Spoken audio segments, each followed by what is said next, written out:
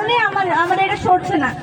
আসার বিষয় হলো আমাদের বিভিন্ন সময় আন্দোলনের পরিপ্রেক্ষিতে, মানববন্ধনের পরিপ্রেক্ষিতে বা পরীক্ষা বর্জনের পরিপ্রেক্ষিতে আমাদের দাবিটা হয়তো একটু শক্তভাবে এটাকে ধরা হয়েছে, মনে হয়েছে না এটা আসলেই একটা বাস্তব দাবি।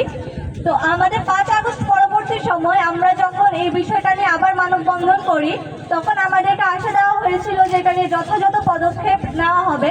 আলহামদুলিল্লাহ, আমাদের যে বর্তমান ইউএনও স্যার আছেন, উনি এটা নিয়ে ব্যবস্থা নিয়েছেন, পদক্ষেপ নিয়েছেন। এই বিষয়টাকে উনি মন্ত্রণালয়ে পাঠিয়েছেন, জনপ্রশাসন মন্ত্রণালয়ে।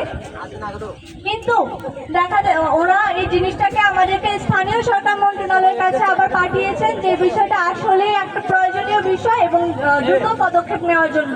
কিন্তু দুর্ভাগ্যের বিষয় হচ্ছে এই বিষয়টা স্থানীয় সরকার মন্ত্রণালয়ের কাছে যাওয়ার পর আটকে আছে।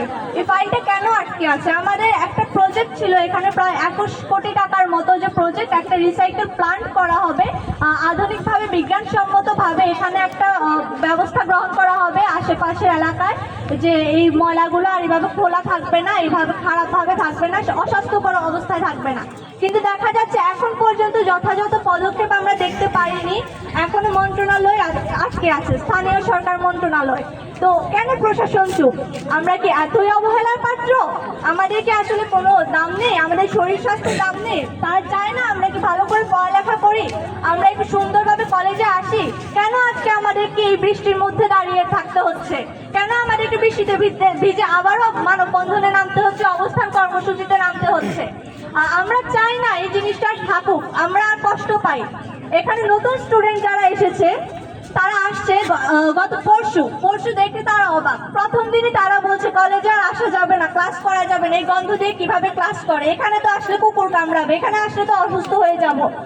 তাহলে এটা আসলে কোনো যুক্তির কথা? ওরা প্রথম দিন এসেই বলছে, প্রথম দিন এসে ওরা ক্লাসের প্রতি অনাগ্রহী হয়ে পড়ছে।